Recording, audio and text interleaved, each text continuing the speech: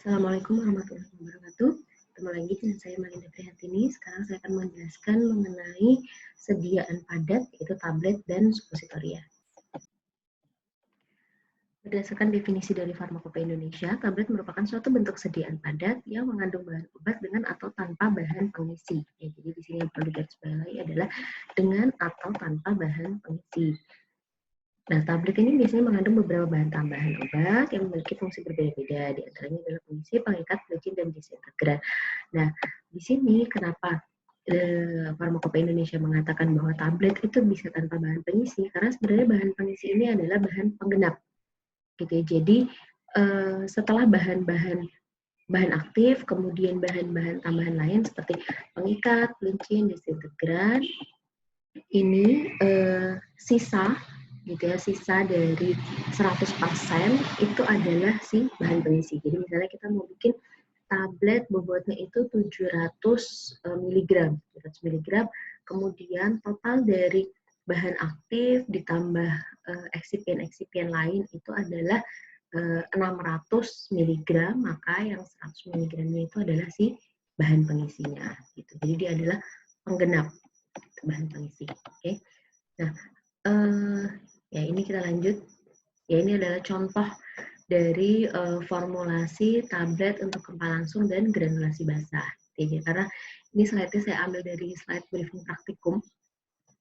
Ya, ini kita lihat. Nah, ini.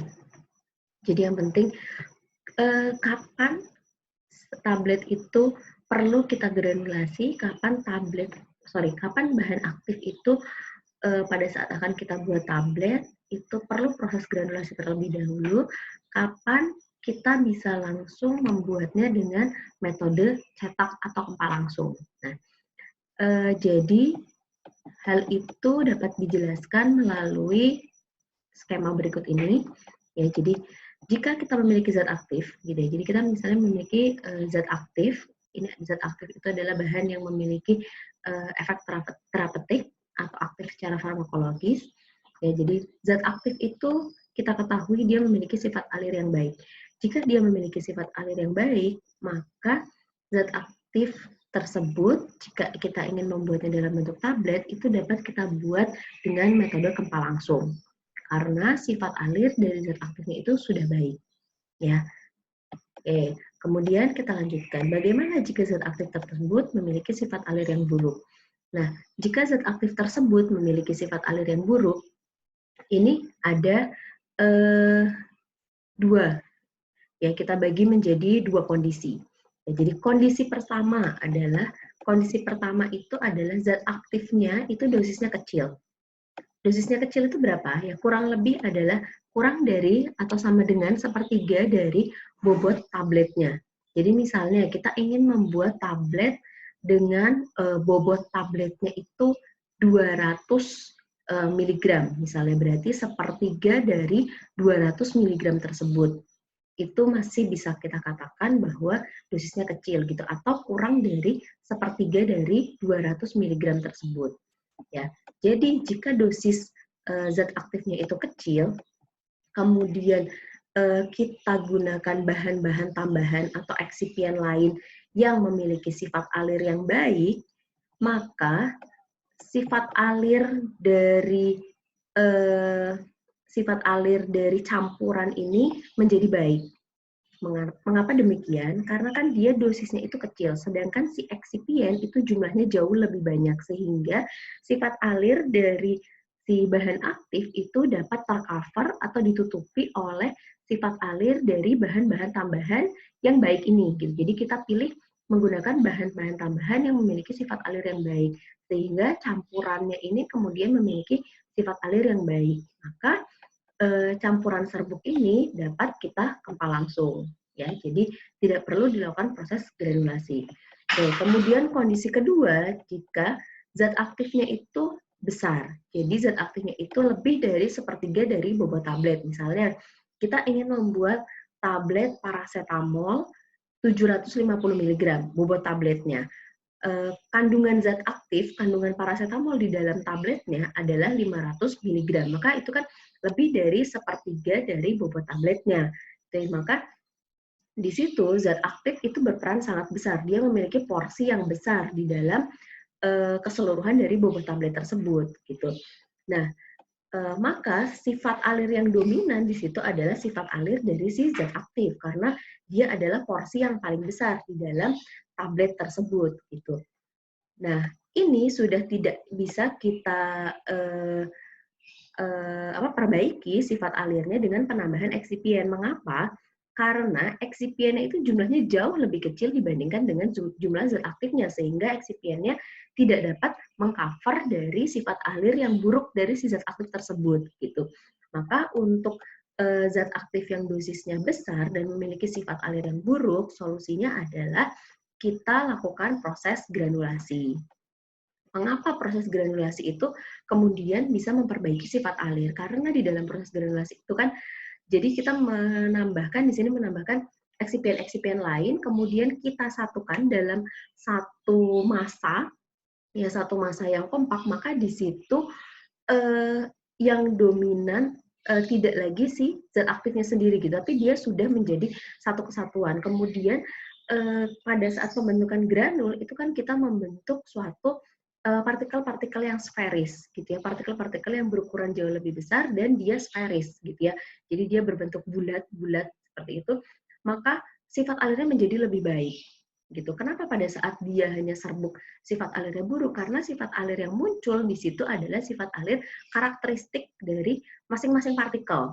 Jadi karakteristik dari apa sifat kristal, jadi dari habit kristal ataupun inti kristalnya itu berperan sangat besar. Tetapi pada saat dia digranulasi, dia sudah menjadi satu campuran, maka kita sudah tidak berbicara lagi karakteristik antar partikel, tetapi menjadi satu kesatuan sebuah granul gitu. Dan dia bentuknya itu adalah sferis gitu. Nah, bentuk sferis itu kan bola, seperti bola gitu. Maka dia akan lebih mudah mengalir gitu dibandingkan dengan pada saat dia masih karakteristik serbuk itu kan sifat habit kristalnya itu sangat berpengaruh besar. Nah, habit kristal itu kan bermacam-macam. Ada yang bentuknya kubus, kemudian jarum. Nah, di situ kemampuan mengalirnya itu kan jauh lebih rendah bentuk-bentuk seperti itu dibandingkan dengan bentuk bola.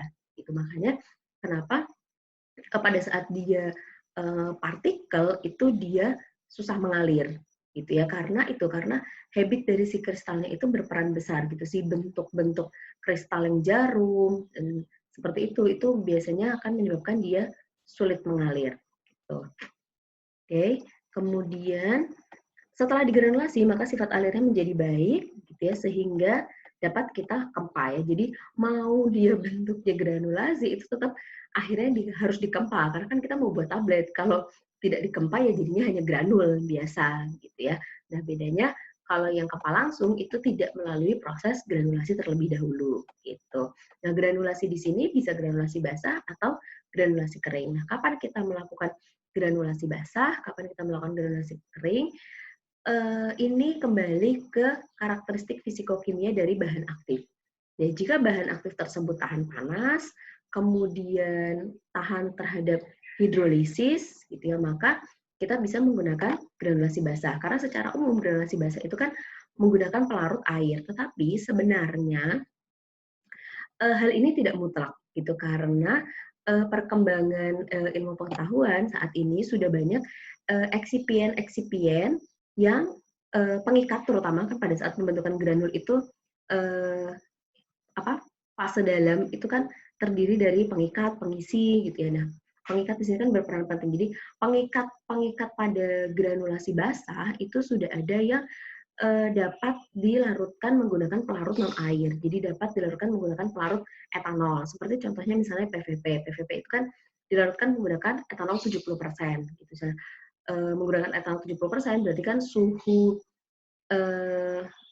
penguapannya itu dapat lebih rendah juga, tidak seperti kita menguapkan pada saat menggunakan pelarut air gitu. Nah, kemudian resiko terjadinya hidrolisis itu juga dapat dikurangi karena pelarutnya itu adalah etanol gitu ya, walaupun dia tetap mengandung air kan. Ya, jadi sebenarnya paradigma lama bahwa granulasi basah itu hanya untuk zat aktif yang tahan panas dan tahan lembab itu sekarang sudah mulai bergeser gitu ya, karena sudah ditemukan banyak eksipien-eksipien baru yang ternyata tidak perlu dilarutkan menggunakan air gitu, tapi bisa menggunakan pelarut yang non air gitu, sehingga risiko hidrolisis dapat ditekan gitu, dapat dikurangi gitu, tidak ada risiko hidrolisis gitu. Kemudian mengenai tahan lembab, ini kan terkait dengan pemanasan juga ya. Jadi kalau pelarutnya bukan air, itu kan kalau pelarut organik dia kan lebih cepat menguap gitu, maka dia dapat diuapkan pada suhu yang lebih rendah gitu. Jadi sifat ketidaktahanan terhadap panasnya itu juga jadi relatif, gitu kan? Ya, kayak seperti itu. Ya. Kemudian kalau granulasi kering, ini ya pokoknya kalau misalnya kita tidak bisa menggunakan eksipien-eksipien tadi, misalnya yang menggunakan pengikat alkohol gitu, kita itu mungkin terlalu mahal, misalnya industri kita hanya mampu untuk menggunakan pengikat yang dilarutkan di air gitu kan. Nah, maka pilihan berikutnya, karena kita tidak mungkin melakukannya dengan granulasi basah, karena kalau kita granulasi basah akan terjadi ketidakstabilan berupa hidrolisis, maka kita dapat menggranulasi menggunakan granulasi kering. Gitu. Tapi sebenarnya granulasi kering itu investasi alatnya jauh lebih besar, karena kan dia alatnya itu ada proses slugging, gitu ya.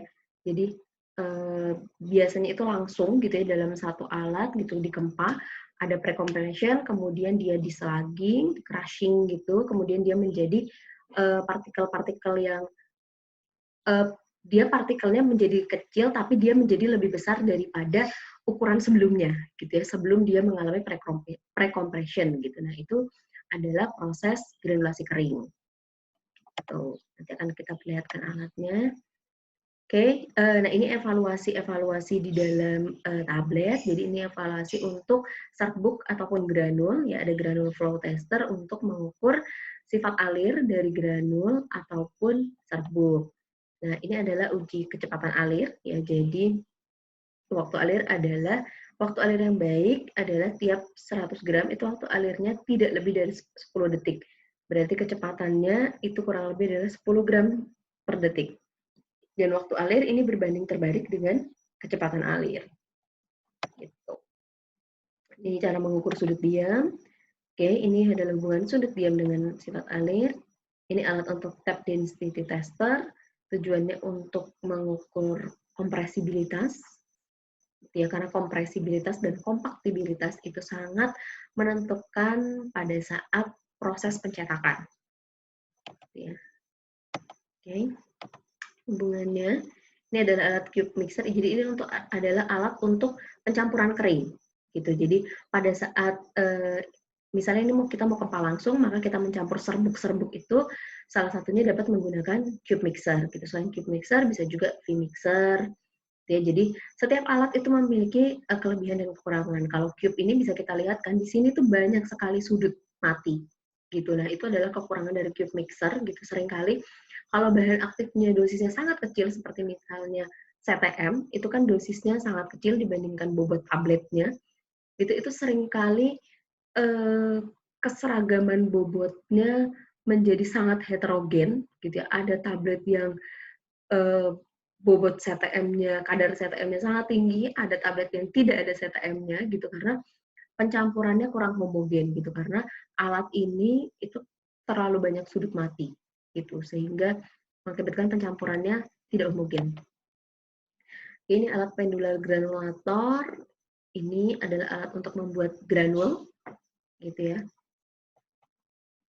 Ini proses pembuatan granul, kurang lebih seperti ini ya. Ini manual ya, seharusnya tidak manual ya, otomatis. Tapi karena di lab itu kita skalanya kecil, gitu, jadi tidak sesuai dengan kapasitas alat ini, karena alat ini itu kapasitasnya cukup besar gitu. Karena ini alatnya itu skalanya itu skala pilot, kurang lebih kalau di industri ya skalanya skala pilot gitu, jadi sekitar 1000 tablet, jadi di atas 1 kiloan lah masanya gitu.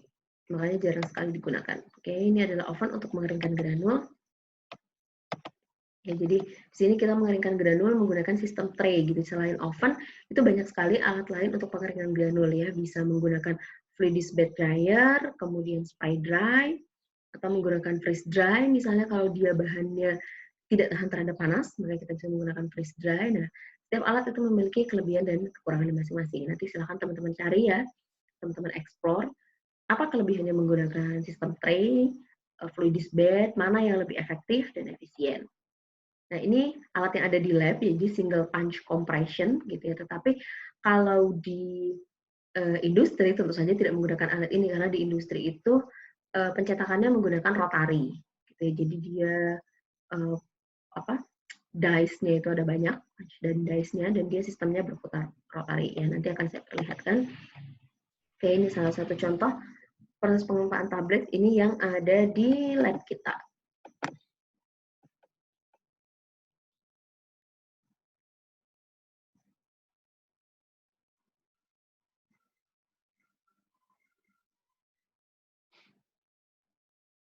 Jadi di sini di bagian bawah ini kan dice, nah di bagian atas ini adalah punch-nya, di atas sini ini ada hopper.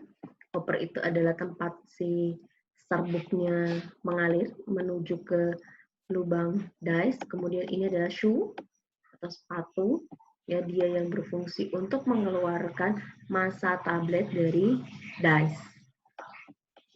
Tuh. Ya. Nah, di atas ini ada pengatur tekanan. Ya, pengatur tekanan untuk mengatur tekanan pada saat pengumpaan. Jadi adanya di bagian punch atas.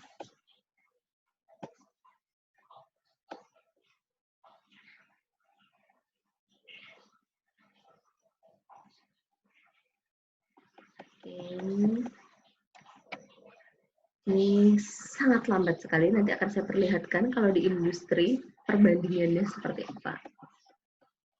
Oke, kita lanjutkan ya ke slide berikutnya. Nah, ini adalah cara keseragaman bobot. Jadi keseragaman bobot ini sumbernya adalah dari Pharmacopeia Indonesia edisi 3. Ya, tetapi di Pharmacopeia Indonesia edisi 4 dan 5 itu sudah tidak ada lagi yang namanya keseragaman bobot.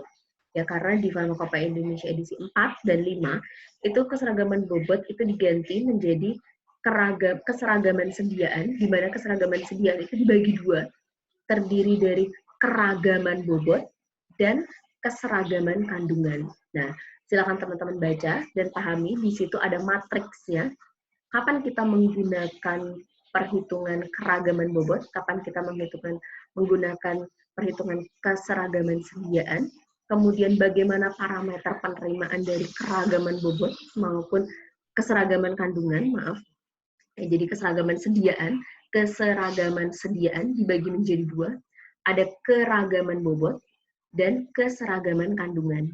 Ya, jadi di situ ada persyaratannya kapan kita pakai keseragaman kandungan, kapan kita pakai keragaman bobot, dan masing-masing kriteria itu memiliki kriteria penerimaannya sendiri. Itu ada matriksnya, silahkan dipelajari di Pharmacopeia Indonesia. Ya, karena kemungkinan besar mungkin akan keluar ya, baik di UKAI CBT maupun UKAI OSC. Oke, kita istirahat dulu karena sedang azan. Oke, kita lanjutkan. Nah, kemudian setelah tablet dicetak, sudah jadi tablet nih, kemudian kita uji, salah satunya adalah uji kekerasan, menggunakan alat ini, ya, nanti dipelajari sendiri bagaimana caranya. Ya.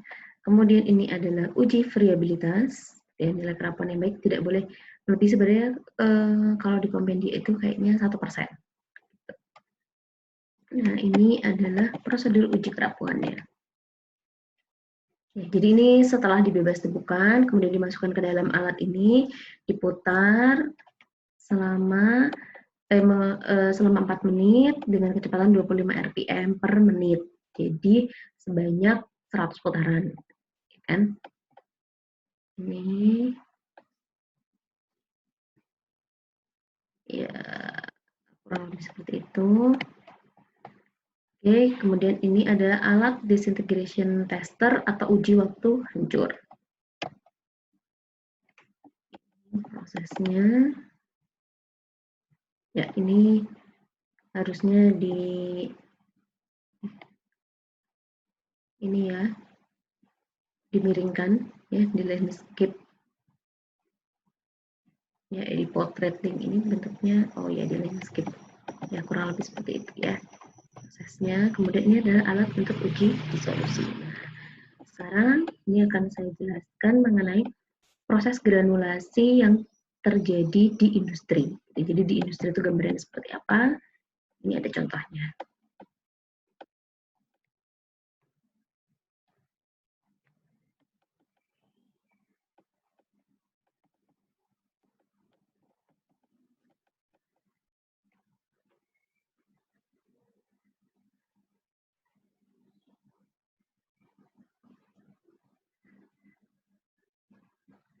Ya, jadi itu serbuknya. Oh, ini ternyata dia sudah melewati proses granulasi. Jadi itu dia granulasinya menggunakan fluidis bed dryer, ya. Kemudian itu dikeluarkan, tuh dibalik.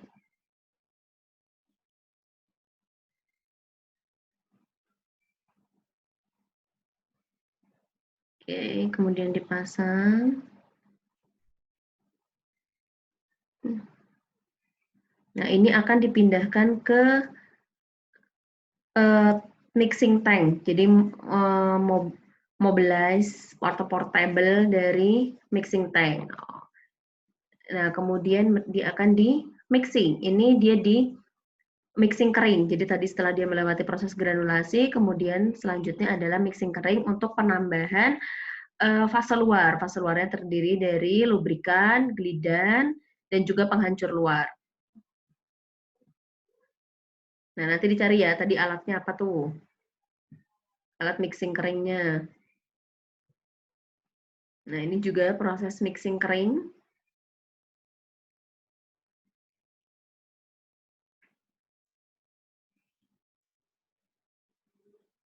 Oke. Mixing keringnya sudah selesai. Kemudian dia siap untuk dikeluarkan.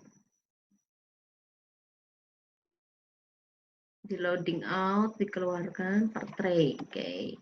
Ya, jadi itu gambaran proses granulasi menggunakan alat fluidis bed dryer ya. Tadi proses granulasi dan juga mixing kering. Nah, ini lebih detailnya bagaimanakah proses granulasi menggunakan alat FBD atau fluidis bed kalau di sini berarti FBG, fluidis bed granulation. Jadi sebenarnya fluidis bed ini bisa digunakan baik untuk granulasi, untuk pengeringan maupun untuk coating. Jadi alat ini bisa digunakan untuk bermacam-macam. Jadi dia multifungsi. Jadi ini loading, si serbuknya dimasukkan, gitu. Kemudian di sini diberikan udara panas, gitu, dan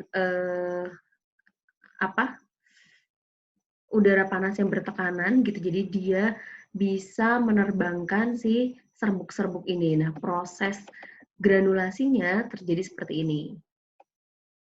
Gitu ya. Jadi ini juga bisa dimanfaatkan untuk coating. Jadi ini tuh dia bisa diisi dengan menyemprotkan cairan coating itu. Sehingga terjadilah proses coating. Alat ini cenderung lebih efisien. Jadi sebenarnya alat ini dinilai lebih efisien dibandingkan dengan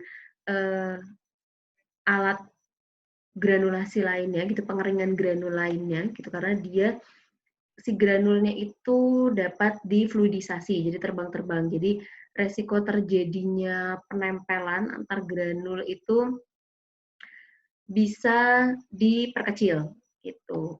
Nah, jadi ini ada constant air steam, kemudian ada sprayingnya dari bawah, ada sirkulasi, ada produk. Jadi si granulnya itu nanti dia akan mengalir gitu ya.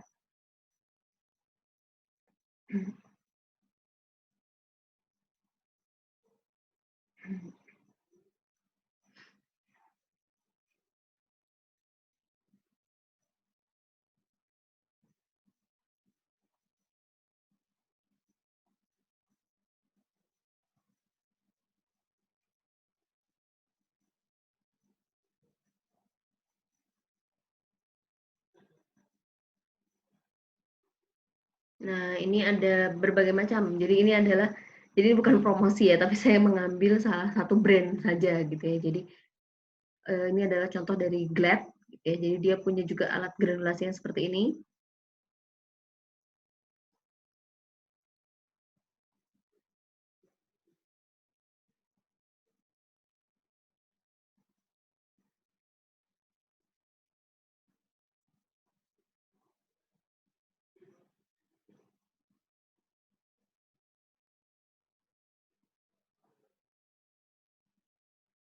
Nah, kalau ini proses granulasinya itu terjadi dengan agitator. Gitu.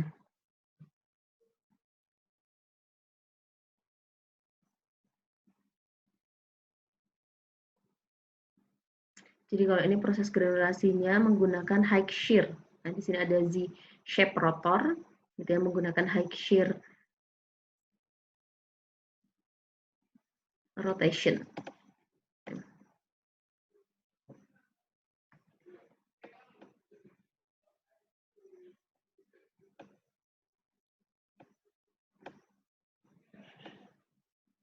Ya, ini udah promosi sisanya ya. Oke, kita lanjutkan. Nah, sekarang ini adalah contoh untuk pencetakan tablet.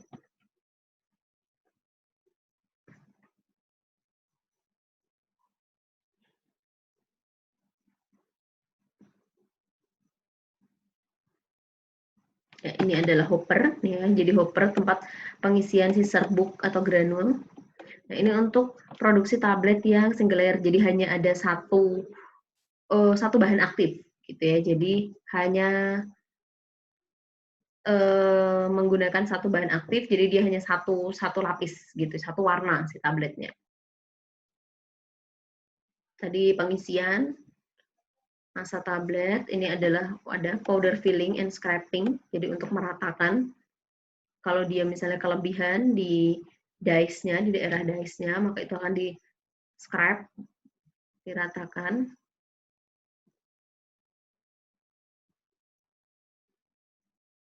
Nah, di sini tabletnya itu mengalami pre-compression, jadi dia tekanannya itu setengah, jadi pengempaan pertama pre-compression, kemudian dilanjutkan dengan main compression. Di sini itu adalah proses pemempatan.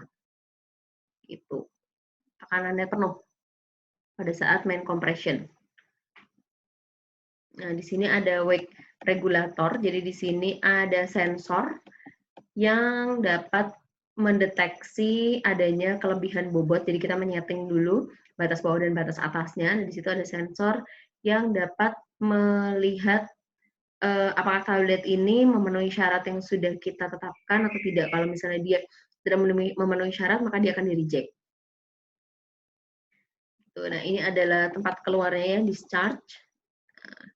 Nah, di sini yang harus sangat kita perhatikan adalah tingkat kerapuhan dari tablet. Gitu. Karena kan di sini lihat dilempar-lempar tabletnya. Ya, jadi turunnya cukup curam juga pada saat proses discharge.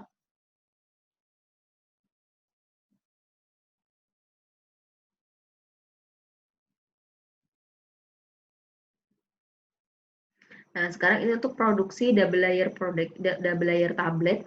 Contohnya itu kita sebut saja Neosep. Itu kan ada berlapis-lapis ya si tabletnya. Nah, ini masih sama seperti yang tadi.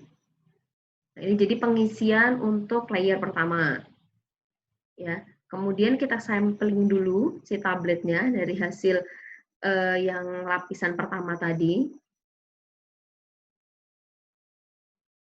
Nah, ini ditutup ya. Karena kan dia di sini dicetaknya, maka di sini kita sampling dulu apakah tabletnya sudah memenuhi syarat atau belum.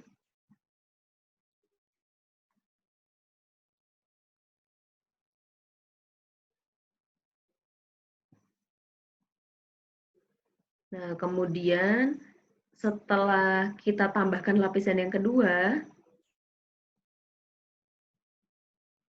maka nanti dibuka discharge-nya tadi. Oke. Nah, ini adalah proses pembuatan tablet dari awal sampai ke pencetakan. Sorry.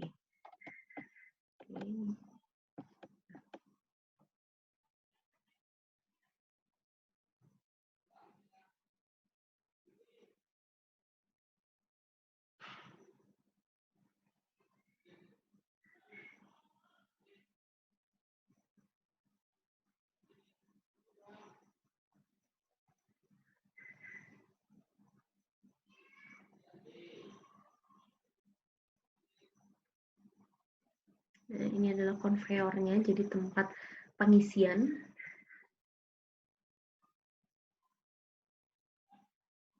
dari si serbuk tuh. Jadi ini adalah bahan-bahan bakunya. Jadi kalau di industri itu nggak dituang satu-satu ya, tapi kita ambil pakai vakum, gitu ya. Karena kan dituang itu ada resiko, misalnya nanti si plastiknya terbawa ke dalam masa tablet, itu kan berbahaya gitu ya.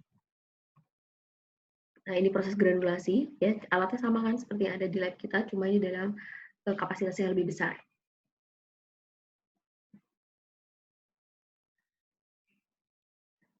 Nah, setelah digranulasi, kemudian dikeringkan menggunakan fluid bed spray granulator.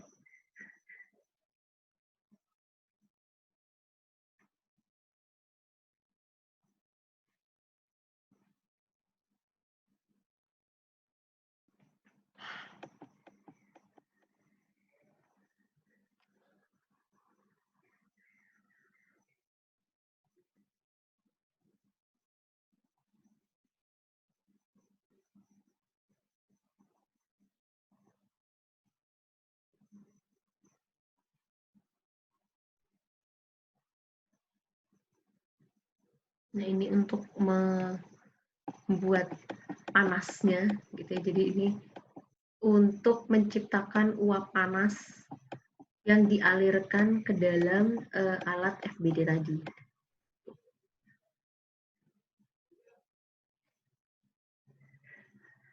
Nah, ini tampilannya pada saat dia sedang dikeringkan ya. Jadi dia granulnya itu berputar-putar ya, flowing.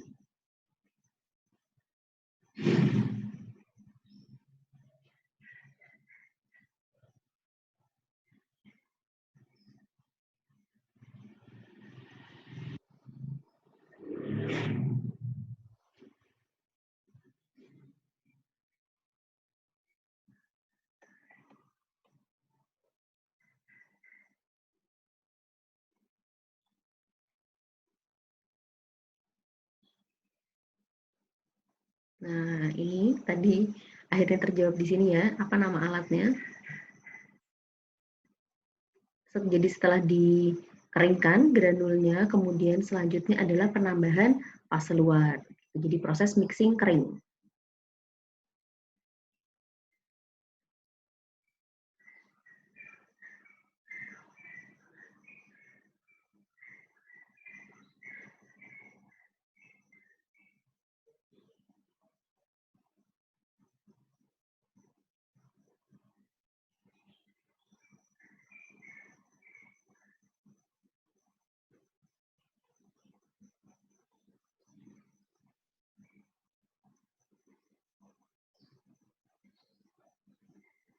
Kemudian proses pencetakan tablet sama alatnya yang tadi, rotary tablet press.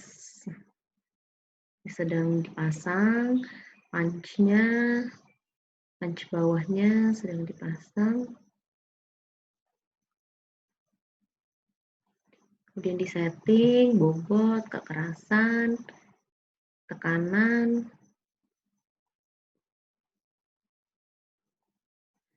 Ini setup. Ya, jadi pertama kita lakukan setup dulu. Orientasi.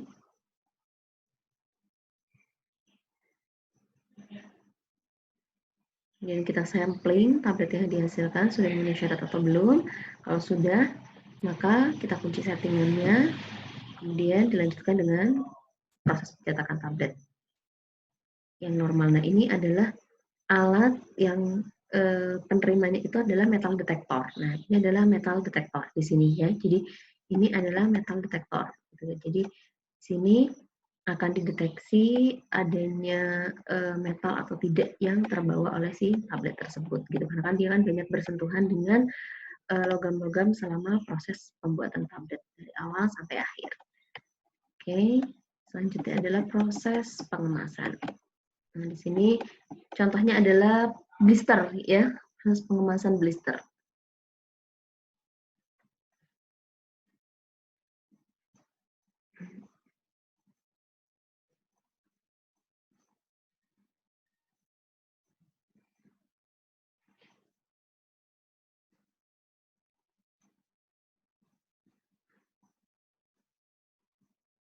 Nah, ini tabletnya turun melalui feeding tube. Ya, jadi area feeding tube-nya ini di sini. Nah, ini disebut feeding tube. Kemudian ini cetakannya ini moldnya. Jadi kalau ini blisternya yang full alu. Jadi bagian bawahnya itu bukan plastik tapi aluminium juga. Penutupnya juga alufoil. Nah, ini proses pengepresan. Gitu ya, suhu, tekanan harus terkontrol. Nah, sealing station. Untuk mengunci antara alufoil dengan aluminium mold yang bagian bawah.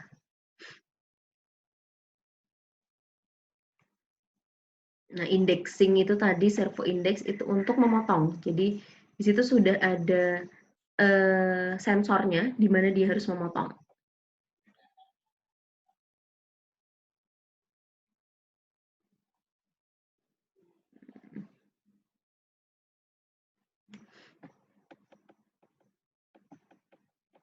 Ya, saja.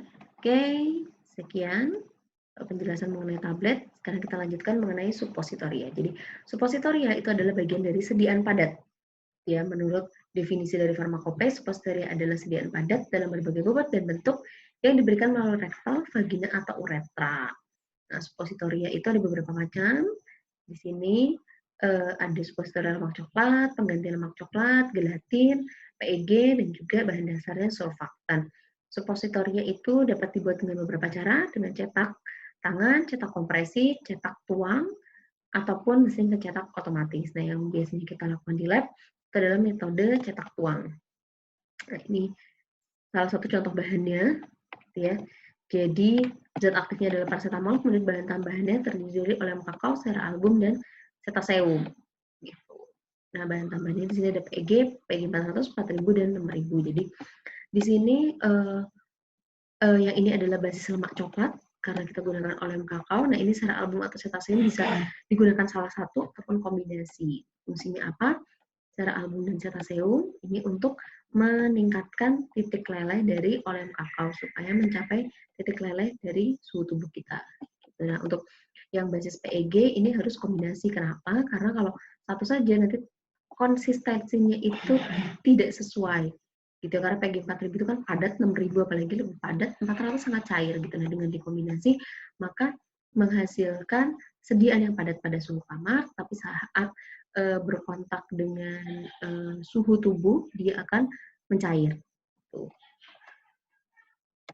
Contohnya kayak ini alatnya. Ya, jadi untuk metode cetak tuang, nah ini evaluasinya. Yang pertama itu adalah evaluasi titik leleh. Jadi evaluasi pada suhu berapakah dia akan meleleh, alatnya salah satunya bisa menggunakan YouTube aparatus. Jadi ini bentuknya U ya, U-nya itu ini. Ini ke bawah, set, ini U. Nah, yang sebelah sini lebih besar karena di sini tempat untuk naruh suppositorianya. Kemudian ini dimasukkan ke dalam water bath dengan suhu 37 derajat. Nah, kita amati pada suhu berapakah dia meleleh. Nah, kemudian uji waktu likuifaksi. Alatnya adalah alat likuifaksi. Likuifaksi di sini kita menggunakan prinsip Kronsky aparatus, jadi alatnya alat Kronsky. Jadi di sini ada kondisi pemberian tekanan juga. Di bawah tekanan menyerupai kondisi rektum sekitar 30 gram dalam medium air pada suhu 37 derajat Celcius dan waktu likuifaksinya tidak boleh lebih dari 30 menit. Ini adalah persyaratan yang ada di USP. Gitu. Nah, kenapa di sini ada tekanan? Karena kan rektum kita tuh ada di bawah dan dia menyangga gitu ya, menerima beban dari organ-organ di atasnya dan itu dikalkulasikan sekitar 30 gram. Gitu. Nah, kemudian kenapa suhunya harus 37? Karena kondisi medium cair di dalam rektum itu suhunya adalah sekitar 37 derajat Celcius. Dan kenapa waktu likuifaksinya tidak boleh lebih dari 30 menit? Ya, teman-teman bayangkan sendiri, kalau dia meleleh, kalau kita menggunakan supo, kemudian dia meleleh lebih dari 30 menit, apa yang kita rasakan? Ya, tetap tidak nyaman. Oke, kemudian ini alat mechanical strength atau braking apparatus atau alat uji kekuatan mekanik. Jadi digunakan untuk mengukur beban dalam kilogram yang dapat ditahan oleh suppositoria tanpa pecah atau rusak. Menurut USP, suppositoria dinyatakan baik jika mampu menahan beban 1,8 sampai 2 kilo. Jadi di sini ada dan suppositorinya ditaruh di sini. Di belakang sini itu ada air yang mengalir dengan suhu 30 derajat Celcius. Kemudian ini adalah bebannya. Kemudian bebannya nanti ditaruh di sini. Setelah 1 menit diamati. Kalau dia belum rusak, kita tambahkan lagi beban. Kemudian diamati lagi 1 menit. Jadi nanti kita hitung pada beban keberapa suppositoria kita itu mulai rusak. Nah, ini adalah alat uji disolusi. Dia bisa menggunakan pedal yang ada disknya ataupun basket. Tuh. Oke, sekian penjelasan dari saya. Terima kasih, selamat belajar. Assalamualaikum warahmatullahi wabarakatuh.